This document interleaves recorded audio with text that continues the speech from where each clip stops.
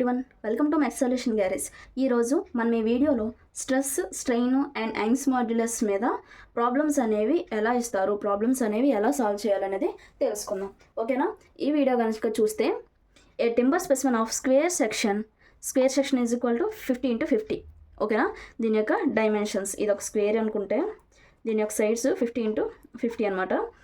And is 200 mm long and it is shortened by 0.3 mm under an axial compression of 40 kN. Determine the modulus of elasticity for the timber.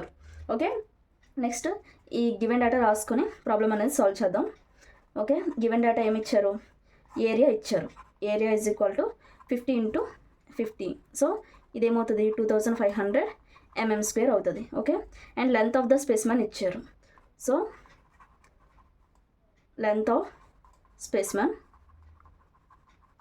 L is equal to 200 mm long and shortened by 0.3 అంటే change in length.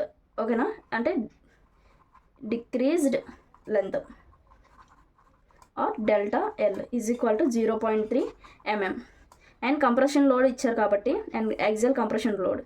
So compression load is equal to 40 kN is equal to, మనం ఎప్పుడు న్యూటన్స్లో రాసుకోవాలండి. Okay, 40,000 newtons. Okay, next మనల్ని ఏం find out చేయమన్నారు? Modulus of elasticity find out చేయమన్నారు. Modulus of elasticity అంటే E is equal to sigma by E కదా. సిగ్మా అంటే స్ట్రెస్ బై స్ట్రెయిన్. సో మనకు మాడ్యులస్ ఆఫ్ ఎలాస్టిసిటీ కావాలంటే మనం స్ట్రెస్, స్ట్రెయిన్ కూడా మనం ఫైండ్ అవుట్ చేయాలి. ఓకే, ఫస్ట్ స్ట్రెస్కి ఫార్ములా ఏంటో చూద్దాం.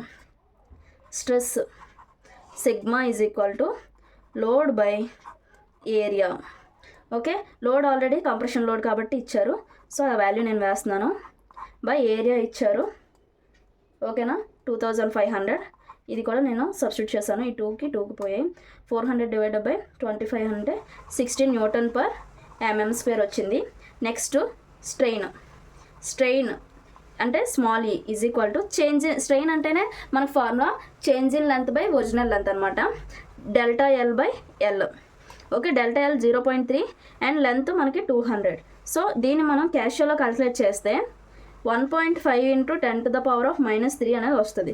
ఓకే, స్ట్రెయిన్ అనేది డైమెన్షన్లెస్ క్వాంటిటీ కాబట్టి మనం యూనిట్స్ అనేవి మనం వేయాల్సి లేదు. నెక్స్ట్ మనకి స్ట్రెస్ వచ్చింది, స్ట్రెయిన్ వస్తుంది. మనం డైరెక్ట్గా యాంగ్స్ మాడ్యులస్ లేదా మాడ్యులస్ ఆఫ్ రిజిడిటీని మనం ఫైండ్ అవుట్ చేయొచ్చు. So elasticity, modulus of rigidity కాదు, modulus of elasticity or Young's modulus E capital E is equal to sigma by small E. ఓకేనా? Is equal to 16. Okay, 16 by 1.5 × 10⁻³ ఈ వాల్యూని క్యాషువల్గా calculate చేస్తే 10.67 వచ్చింది. ఓకేనా? 10.67 kN/mm² మనం రాసుకోవచ్చు. అండ్ Nm²లో 0.1067 × 10⁻⁵ Nm² రాసుకోవచ్చు. ఓకేనా? ఇంతే అనమాట, చాలా సింపుల్. ఈ వీడియో కానీ మీకు నచ్చినట్టయితే లైక్ చేయండి, షేర్ చేయండి, సబ్స్క్రైబ్ చేయండి. Thank you from mech solution garage.